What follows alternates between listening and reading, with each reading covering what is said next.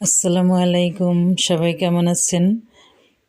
আমি আলহামদুলিল্লাহ ভালো আছি। বেশ কিছুদিন যাবৎ ভিডিও মেক করতে একটু সমস্যা হচ্ছিল। তার কারণ আমাদের এখানে বৈদ্যুতিক খুঁটি স্থাপনের কাজ হয়েছে।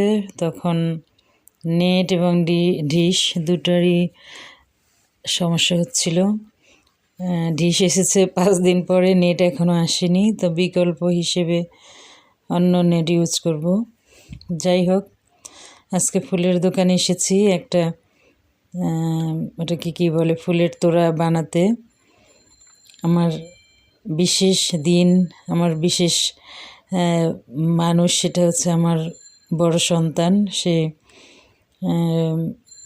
আমাদের জন্য ভালো, অনেক বড় একটা অ্যাচিভ করেছে। সেজন্য তাকে বাসায় আসার সময়, বাসায় আসবে তখন তাকে অভ্যর্থনা জানানো হবে।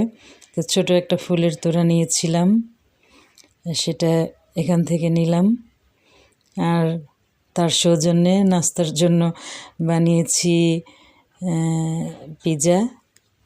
পিৎজাটা সে খুব পছন্দ করে। এখানে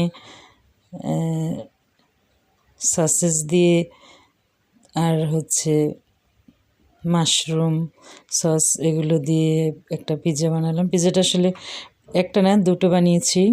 পিৎজাটা খুবই মজা হয়েছে, আর সাথে মিষ্টি।